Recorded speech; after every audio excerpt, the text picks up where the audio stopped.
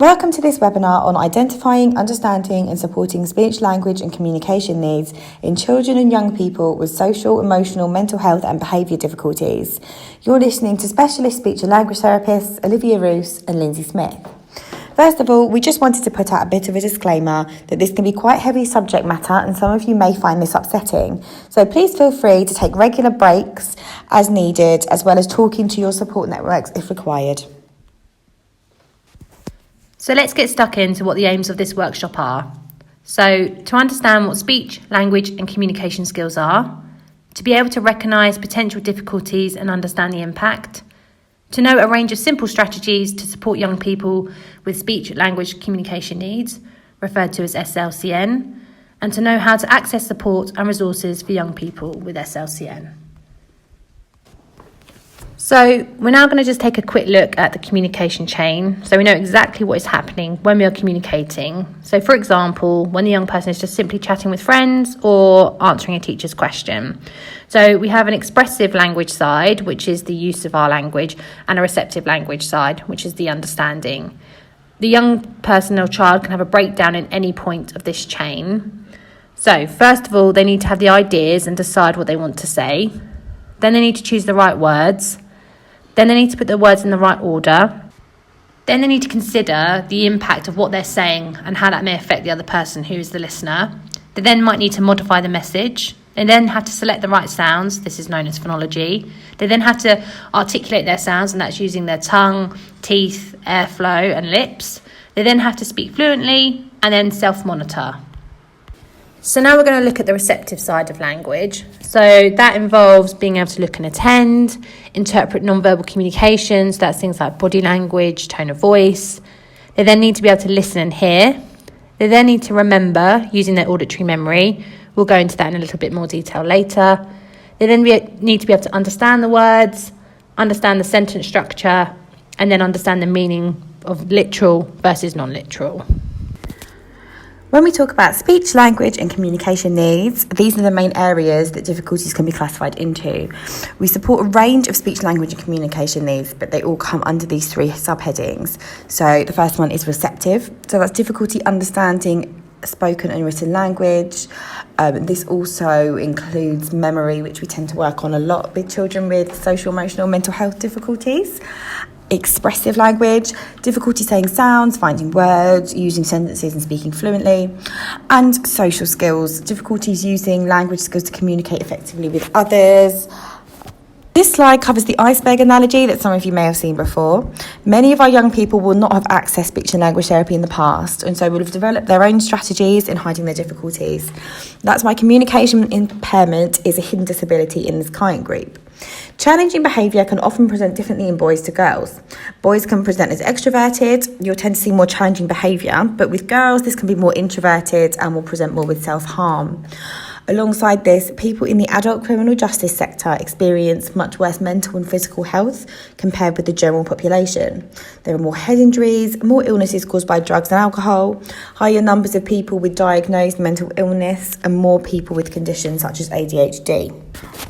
So here you can see that above the water, the thing that we can see is the unexpected behaviour. And this is often a thing that we will try and address by using rewards or punishments. But actually, this isn't going to make much of an impact if we don't consider what is below the water, the things that we can't see. These are cognitive factors, how they're feeling inside, their emotions, what's going on for them socially, and biology as well. According to the 5 communication standards for supporting children and young people with SEMH, 1 in 8 5 to 19-year-olds had at least one mental health disorder in 2017. Children with a mental health difficulty are 5 times more likely to have a problem with speech and language. 81% of children and young people with emotional and behavioural disorders have significant unidentified language deficits. So this is a huge amount of the children that we work with, and that really just sums up how important it is that we do a speech and language assessment with the children that we're working with, because a lot of the time you may not notice, but they do have some underlying speech and language needs. People with a primary communication impairment are at greater risk of a secondary mental health disorder, commonly anxiety or depression. Children with persistent DLD from preschool to early primary school may be more likely to have SEMH or behavioural difficulties. And between 40 to 54% of children with behavioural problems have language impairment.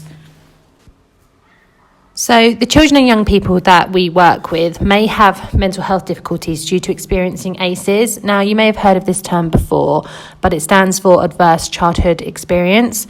So what is an ACE? So it's classified as a highly stressful and potentially traumatic event or situation that occurs during childhood or adolescence.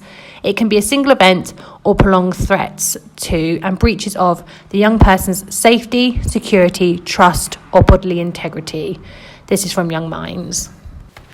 So in 2014, there was a UK study on ACEs, and about 47% of people experienced at least one ACE, with 9% of the population having 4 or more. Children aged 3 to 5 with 2 or more ACEs are 4 times more likely to have trouble calming themselves down, are easily distracted, and can struggle with make and keeping friends. More than 3 out of 4 children with ACEs aged 3 to 5 have been excluded from nursery, and young children exposed to 5 or more significant adverse experiences in the first 3 years of childhood face a 76% likelihood of having 1 or more delays in their language, emotional, or brain development. So just like attachment, experiencing ACEs can have an impact on our future physical and mental health, and often ACEs can be barriers to healthy attachment relationships for children. The longer an individual experiences an ACE, and the more ACEs someone experiences, the bigger the impact it will have on their development and their health. Some of the other things exposure to ACEs can impact are the ability to recognise and manage different emotions, the capacity to make and keep healthy friendships and relationships, the ability to manage behaviours in school settings, and difficulties coping with emotions safely without causing harm to self or others. So the initial 10 ACEs are physical abuse, emotional abuse, sexual abuse, physical neglect, emotional neglect, domestic violence, household substance abuse, a parent with a mental illness, parental separation or divorce, or an incarcerated family member. First of all, we can agree that the 10 factors discussed on the previous slide would definitely place significant stress on anyone, and in particular children. We're now going to go a bit scientific on you, but just a whistle-stop tour. If you'd want any further information or reading on this area, then please do look up trauma on the brain affecting the prefrontal cortex and the limbic system. So, if a child's needs aren't met, every day consequently becomes about survival, and therefore the body goes into a chronic stress response. When stressed, our body prepares to repel the shock. It does this by producing a number of hormones that dramatically increases productivity and suppresses processes in the body at the moment, for example, appetite. That's not needed. The brain sends signals to the adrenal glands, so they then begin to produce adrenaline. Consistent high-stress environments cause more cortisol to be released and therefore higher impulsivity. Cortisol acts as a safety valve. It shuts down the prefrontal cortex, and this is the area of the brain that you can see in the above image, and then the limbic system gets shut down. So the prefrontal cortex has 9 key functions which relates to development and communication. So they are empathy, insight, emotional flexibility, emotional regulation, body regulation, morality, intuition, attuned communication, and fear modulation.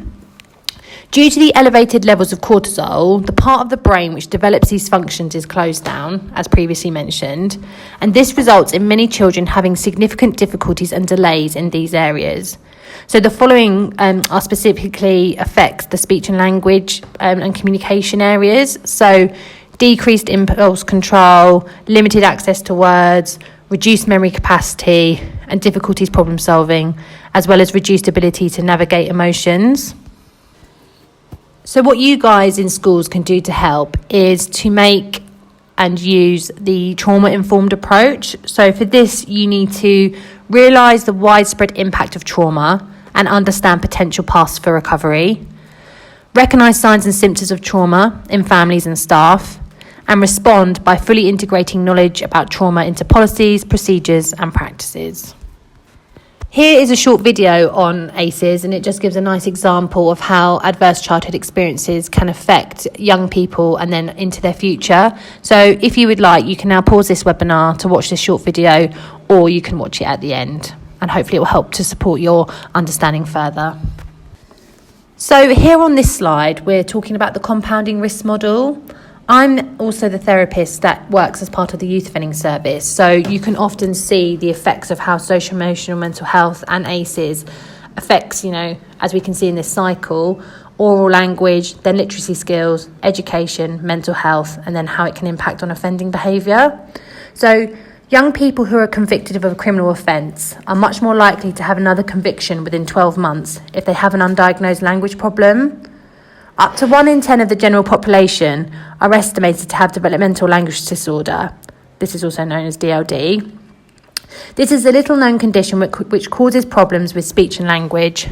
Levels of DLD are 6 times higher in a young person in prison for criminal offences. In a recent study of 145 young offenders recruited through the youth justice system, 3 in 5 were found to have DLD, and none had been diagnosed before the study. Poor language skills may make it harder for young offenders to take advantage of rehabilitation services. If young people are unable to participate fully because of the DLD, they are more likely to reoffend. The young people in the study with DLD were 2.5 times more likely to reoffend in the year after their assessment. 62% of people with DLD reoffended, where 25% of people without DLD reoffended. So that's a big difference of 37%. The researchers also measured the young people's non-verbal IQ, age, previous offences, deprivation and other factors thought likely to affect their chances of reoffending. They found that DLD was a much stronger predictor of reoffending than those other factors. This image here is sadly called the road to nowhere, and it just reiterates what we have discussed so far, that language difficulties can have a direct impact on mental health and therefore their future. Take a few seconds to have a look at this and then feel free to move on. So this is Maslow's hierarchy, and this talks about sort of the priorities in which we need sort of our basic needs to be met. For example, our physiological needs need to be met first. We need food, water, warmth and rest before we can even think about moving up on that hierarchy. This impacts on the trauma recovery model, which we will talk about in the next slide. Please take a minute to look through this if you'd like to. So this slide shows you the trauma recovery model. This was developed by Dr. Tricia Skews and Johnny Matthew and built on their work with young people serving sentences at Hillside Secure Children's Home or who were subject to secure accommodation orders. It draws on theories about child development and attachment, neurological impairment and the impact of maltreatment and behavioural conditions, the mental health of young people in the youth justice system and interventions, effective practice and treatment attrition. So as you can see on the trauma recovery model, there are different levels and each of these levels needs to be met before we can move on to the next one. So if we're thinking about this in terms of providing intervention for children and young people, they need a lot of these things in place first before we can then start to build on sort of supporting maybe speech and language or other needs. So this slide gives you some more information on the trauma and recovery model. Obviously, there's a lot to read through, so if you'd like to read through it, please do pause the slide. It's important to remember that it's not until level 5 that children or young people will be ready to engage in intervention. So we therefore need to be mindful of how and when we try and offer more therapeutic intervention. Often it's your role as support staff to develop trusting relationships with children and young people and to try and support basic physiological and safety needs. Here we've listed some ways that you can help as a school. So you can educate your staff in your school about ACEs and the impact of trauma. For instance, you could use this training. Children need to understand their own mental health and strategies and the strategies they can use to support themselves. School might be the only safe place that the child has. Keeping it safe by providing sensory rooms and quiet spaces is really important. If children have access to school counsellors or pastoral teams, then that's fantastic as well. Remember, some children may need support outside of school. Connecting them and signposting local charities, youth centres or social care would also be fantastic if that's something that you can do. Having boundaries. Often children want to push these to see if you mean what you say. Staying consistent to help them acknowledge expected behaviours is the best thing that you could be doing. Provide access to mental health services. So, for instance, CAMS often has a very long waiting list. If you feel that child would benefit from some further support, see if there's anything else in the area that you can signpost them to. Peer-to-peer support can be a great help. So having clubs or something like that, so children can have the opportunity to make some more friends or work on social skills. Having social skills group interventions is fantastic as well, if that's something your school can provide. Being predictable is really important for this client group. Using things such as visual timetables so children can see what's going to happen next and how long they have to do an activity for is really useful. There are lots of whole school emotional regulation approaches out there. We will be talking through the zones of regulation later on in this training, which is a whole school approach that is can be really useful for children that need some support within their emotional regulation skills. Using different mindfulness strategies and keeping promises. So many children who've experienced ACEs have been let down by adults before. Make sure if you say they can do something that it happens, otherwise they might feel let down all over again.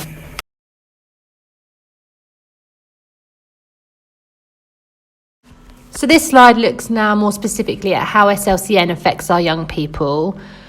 So with our young people, sometimes SLCN can be missed because people often don't think about language when faced with somebody with a behavioural difficulty. Communication difficulties are often misinterpreted as defiance, they're the naughty kid, or they have behaviour problems, or the young person is simply being lazy, which we all know is not true.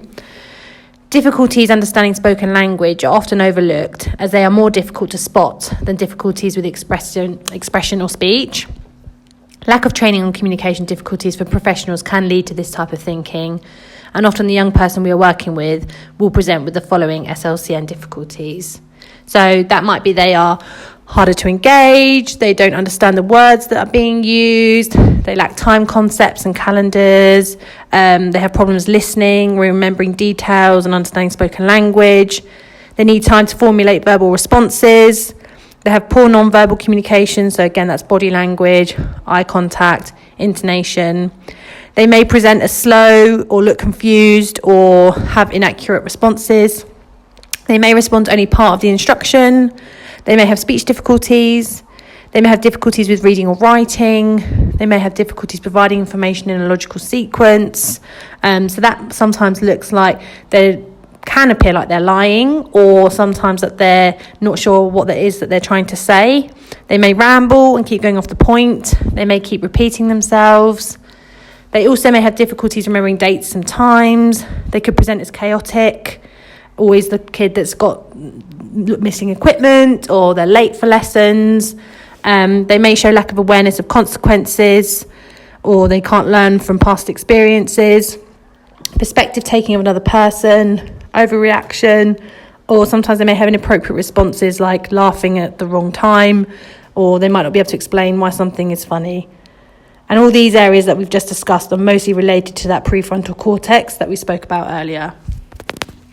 Within speech and language therapy, this is a short summary of the areas that we typically see difficulties with for those who are experiencing SEMH. So those are difficulties with attention and listening, memory, social skills, inference and verbal reasoning, narrative, emotional well-being, and time concepts. Again, this ties in with what we have previously talked about and the area of the brain that is responsible for developing these kind of communication skills, so that prefrontal cortex. Olivia is now going to go through some support strategies in the next few slides. So now we're going to briefly touch on attention and listening and some of the challenges that you may see in the classroom. So children may have difficulty dividing their attention between two or more tasks. Often it might seem like their mind is wandering and they've got a lack of focus. They have trouble with background noises and distractions. They get bored easily and will often engage in compensating behaviours. They're not committed to tasks. They have difficulty following instructions. They're unable to sit still and have difficulty with interrupting or changing subjects. So when we're talking about attention and listening, we need to be mindful of ADHD. So a lot of children and young people we're working with may have a diagnosis of ADHD, or they may be in the process of an investigation of a diagnosis. ADHD is often linked with attention and listening difficulties. However, as we referenced at the start of this recording, the three main areas affected are comprehension. So the child or young person may experience short-term auditory memory weakness, problems following instructions, slow speed of processing with written and spoken language, problems listening for information when someone is talking or reading, or expecting them to listen. They may miss out on details or get the details but be unable to grasp the main idea. Getting information from reading, so reading comprehension. They can also have language difficulties related to their impulsivity and poor organisational skills, resulting in problems with classroom discourse. Okay, so now we move on to expressive language. So children with ADHD may have difficulties in getting their message across well, making meaningful sentences and expressing their feelings appropriately. Children with ADHD often seem to rush when they're talking and need some help to make sure they're making good sense. Tangential narratives and conversations are also a problem. So you may find that they're sort of going on for a long time about something that may not necessarily be relevant, and often they'll have word finding difficulties. So this is where the child knows their word they want to say, but they're finding it hard to retrieve that word. So they may say things like, "Oh, that thing, thingy, it, and using gestures." Finally, social communication skills. So ADHD means that a child may be distractible, impulsive and inattentive in conversations and in play. So a child with ADHD may interrupt a lot, talk a lot and have problems taking turns. They can be loud and take over in social situations. Non-verbal skills can also be affected. For example, a child who is easily distracted often doesn't make eye contact, and this makes others feel that he's not interested. Children with ADHD often find it really hard to figure out better solutions to problems and find it hard to see the consequences of their behaviour. Difficulties inferring meaning, so looking beyond the obvious, and social language problems. So we're now going to go through some of the strategies that you can use to support children and young people within the classroom. So some good strategies to use are limiting amounts of information, and this is useful to use in general with children with speech and language difficulties, but particularly if children have difficulties with attention and listening, they're not going to be able to sit and listen for sort of a huge paragraph of information. Doing simple and focused tasks, demanding tasks, setting those earlier in the day, working regular breaks, have timeout cards, using multiple teaching styles and one-to-one teaching where possible, written and verbal instructions worksheets, for instance, using like a task plan where the child's got written down what they need to do and the steps towards that, classroom positioning, having quiet work areas, using timers and visual timetables. So often having something visual like a sand timer can be really useful, and having workstations. So these strategies may not just support those with ADHD or SLCN, but they support students in the wider classroom. So just have a think about how many of these strategies might support you. Most of the support strategies for attention and concentration can be found within the ordinarily available provision. Please have a look at the Bromley Gov website or go to your Sencos, as this is a provision that all mainstream schools in Bromley should be providing before they seek out specialist intervention. So now we're going to talk about memory. Please have a look at the challenges and strategies on the screen. So what does difficulties with memory look like in a young person? So often children with memory difficulties appear distracted, forgetful, disengaged or non-compliant. So what is auditory memory difficulties? So auditory memory is the memory for things you've just heard. It's an important skill as it helps you keep words long enough in your head for you to be able to work out what they mean. If you do not do anything with the information you've just learnt, your brain tends to forget it after about 20 or 30 seconds. These skills can be improved through practice. People with a good auditory memory often use a strategy to help them remember what they've heard. It's easier to remember what you've heard if you can see things which remind you, for instance, having visuals available.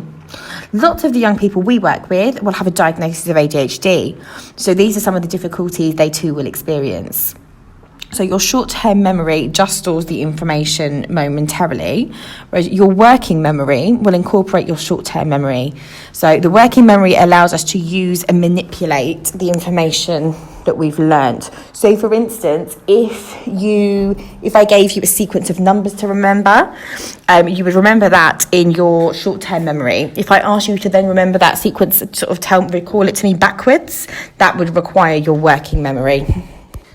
So it's really important that we teach children and young people strategies to support their auditory memory. So these may just seem like common sense or may well be what you're doing already within the classroom. However, it's important that we do go through these strategies and to teach them explicitly. For example, when we're told a phone number, we don't try and remember it as 6 individual numbers, but we instead use a variety of strategies to try and remember. For example, verbal rehearsal, which is where we repeat the numbers over and over again. We may chunk the numbers, e.g. 0300, 330, 5777. We may try and write it down. We may ask the person telling us to repeat this, so we ask for help. And we might picture the numbers in our head, which we call visualization. For further support, please attend our webinar on memory and word finding, as well as active listening.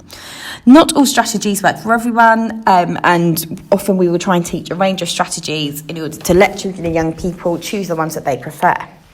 So the next area that can be often a difficulty within this caseload is social communication. So there can be lots of challenges when the social world does not appear to make sense.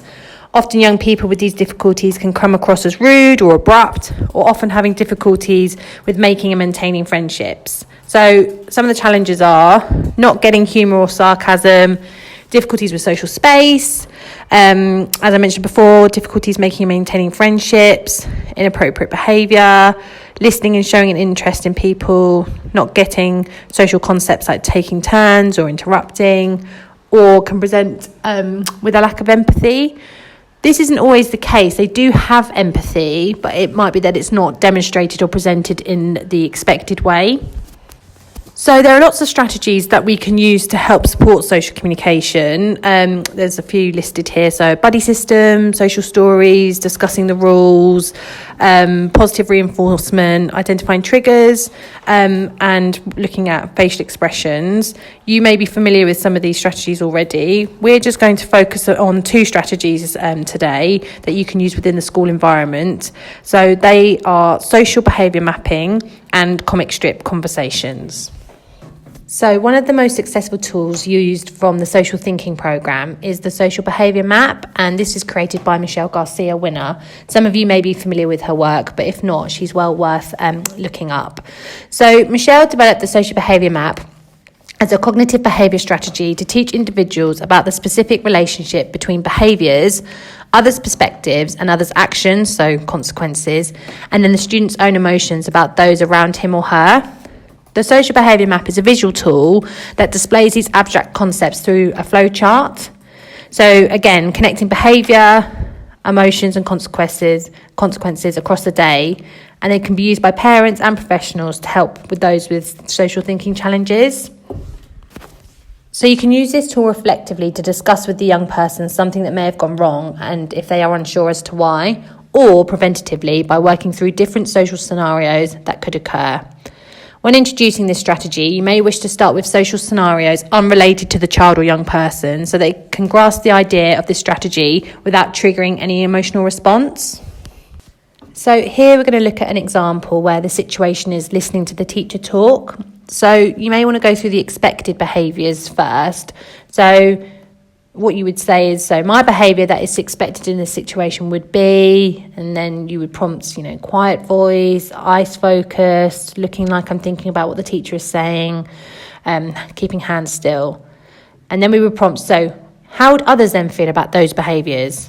So they might say, oh, my teacher feels pleased or happy. So then you will ask, so how do you think others may treat you based on how they're feeling about your behaviour? So it might be then they use a calm face with you, a calm voice, they're relaxed. So then how do you feel? So then the young person should hopefully be positive emotions of, well, I'm relaxed and I'm calm and I'm therefore showing ready for learning behaviours. You would then go on to talk about the unexpected behaviours, asking the same questions. So what might your behaviour look like that was unexpected in that situation? So It might be I was reading a book instead of listening, or I was kicking the chair. So again, going through their feelings, so that might make them feel stressed or frustrated. So how are they then going to treat that young person? So, they sound unhappy, or they're pulling a cross face. And then how do you feel based on how they're treating you? So then I feel angry, I feel frustrated. So again, I'm not in the ready for learning state. So here is an alternative example of how to help support young people to problem solve using a visual flow chart. This is kind of based on the social behaviour mapping, but this can help them to make more informed choices. So you would cover all the choices of, all expected or all unexpected. Help them reflect on consequences. Because it's visual, it can help them remember what the process is, because they can see it. So, a picture lasts longer than words. And you can also discuss emotions felt by the young person, or if we were using this within the youth offending service, we might talk about how, the victim felt, how the offender feels, the wider consequences, and who else might be affected by that young person's actions or behaviour. So this approach is called comic strip conversations. It depends how you do it, but it can look slightly less mature for older students. But if you give them the control of drawing the pictures, you might find that they enjoy it a bit more. But however, be mindful of the student you're choosing to use the strategy with. If they are particularly sensitive about how they're feeling, they don't want to feel like they're being patronised by using sort of drawings. But yes, comic strip conversations can, again, help identify what people say and do. It can emphasise what people might be thinking, but not what they actually are saying. And this can be confusing. Often our young people have difficulties with lying, often thinking, well, why should someone say something that's not true to not hurt their feelings? And this can be quite a difficult concept, especially for our older kids, to get their head around. This strategy also allows emotions to be represented in colours. We'll go into more detail about that in the next few slides, as we can relate this to the zones of regulation. This also helps the young person to understand where they're coming from and other people's perspectives. And again, like I just said, it helps other people's points of view to be represented quite clearly as well. Another approach we often encourage schools to adopt is the zones of regulation. So frequently when a young person's behaviour is described as being challenging, there's an implication that they're being deliberately difficult. Sometimes this is true, but in view of the number of young people with speech, language and communication needs, there is likely to be a genuine reason for this response. We should consider the following. Be aware that when a young person is emotionally aroused, they will find it much harder to understand spoken language, tell you what's happened or express their feelings.